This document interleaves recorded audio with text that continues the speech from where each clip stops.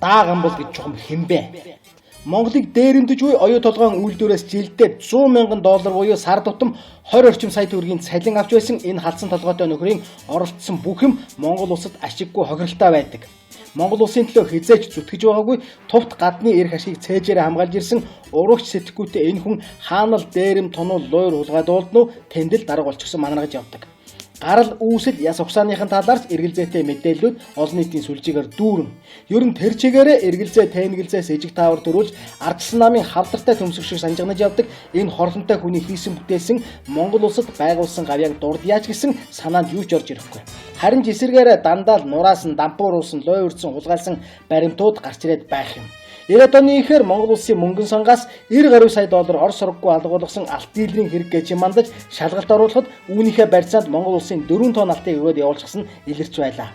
90 сая доллар гэдэг нь 1993 оны ханшаар бодоод үзэхэд 3.6 тэрбум төгрөг болж байсан бөгөөд 1 доллар нь тэр үед 40 төгрөгтэй тэнцэж байсан гинэ. Одоогийнхоор бол 225 орчим тэрбум төгрөг болох юм. Тэрхүү том луур явагдахад энэхүү дааган бол гэж хорлонтой хүн тухайн үеийн засгийн газрын эдийн засаг мөнгө санхүү хариуцсан шадар сайдын албыг хашиж байж. Иймэрхүү маягаар тийм том луураар улс төрийн амьдралаа ихлүүлсэн энэ хорлонтой хүн цаг ямагт мөнгө төгрөгтэй холбоотой албан томилогдож оролцсон ажиллагаа болгоно Монгол улсад хохиролтой байсаар ирсэн байх юм. Энэ тэнд хэвлэлд өгсөн ярилцлагуудыг нь харахад дандаа гадныхны өмнөөс зовлон бэрхшээл хямрал өршөр тойдсон юм ярьдаг бөгөөд тэр тусмаа гадныхныг зөвтгөн магтаж Монголыгоо муулж явдаг гадаадын тандуул туршуу шиг сэтгэлээтэй яриа өгүүлэг ярьсаар ирсэн байдаг.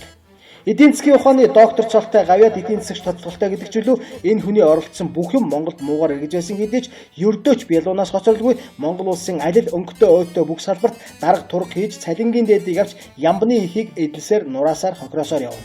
Одоо тэгээ сарын 20 гаруй сая төгрөгийн цалингаасаа татгалзаж Эрдэнэтийн түүзийн даргаар ажиллахаар болжээ.